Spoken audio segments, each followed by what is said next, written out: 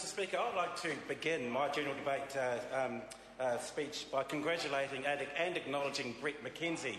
For those at home who don't know who he is, he's one half of the Flight of the Conchords, and earlier this week he made us all proud as Kiwis as in Hollywood he took the stage and took an Academy Award, an Oscar home for the best song in a motion picture. Mr. McKenzie is a Wellingtonian, so he's carrying on the recent tradition of bringing Oscars back to Wellington, and we congratulate him. Mr. Speaker, the award-winning song was titled Man or Muppet, and it served as inspiration for a cartoon in this morning's New Zealand Herald. And on this instance, I think my former colleagues in the media have got it 100% right. And for those at home who may be watching, this is the cartoon that Rod Emerson put in the New Zealand Herald this morning. It's got Kermit the Frog asking Paula Bennett whether or not she's a minister or a Muppet. And I think it's a little bit unfair that Mr. Emerson has actually singled out Mrs. Bennett, because I think there are a number of ministers on the other side of the House that could be put at that piano. In fact, there'd be a number of Cabinet could have a good old sing-along around that piano. And Mr. Speaker, it does pose a serious question, and as I say, I think Mr. Emerson has hit the nail right on the head around the performance of some of our ministers that we have in our government at the moment. They had a swagger about them after the election, but as the couple of months have passed, that swagger is starting to disappear. So what is a Muppet in this context, we say?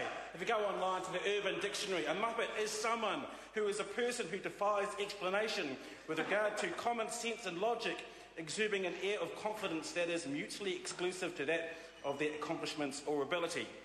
So let's have a look at some of the potential candidates who we could put in this category for Minister or Muppet, as Mr. Emerson has pointed out. Because don't forget that it is. I wish it was a 10. But don't forget, this is a government that John Key said he expected high standards from his ministers, and said if they don't meet those high standards that I set, then obviously I will take the necessary action. Let's look at Mr. McCulley, the gift who keeps on giving. The gift who keeps on giving, because he is the minister who had his private email account hacked by Anonymous.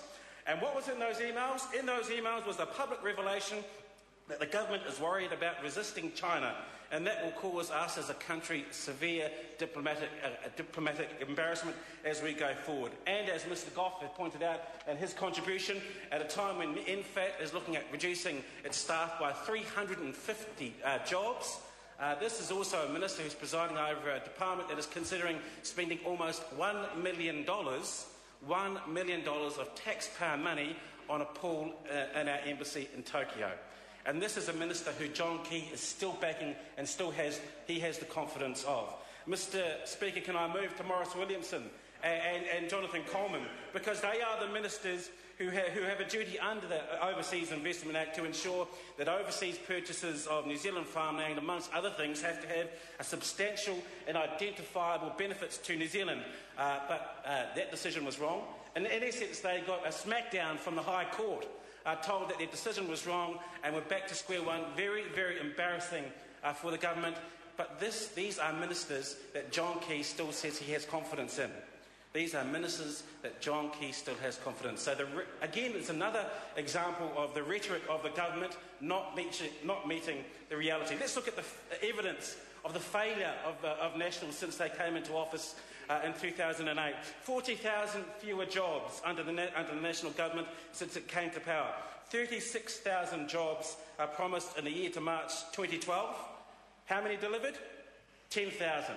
30% of what they've promised us. Another example of over-promising and under-delivering. 60,000 more jobless Kiwis under National. Mr. Speaker, I'd like to go back to Brett McKenzie, because in his post-Oscar speech backstage, he said, New Zealand is a great place to grow up, and you can do whatever you want there, whereas in America, everyone's obsessed with their careers. New Zealand is a place where you can just live your dream. Well, not everyone's dream is to win an Oscar, and that's a great dream, but a lot of Kiwis' dream is to have a job, to have a safe community, to make sure that their kids can grow up in a great country. But that will not happen when our ministers are behaving like Muppets. Good speaker. Mike Sabin. Mr. Speaker, it's with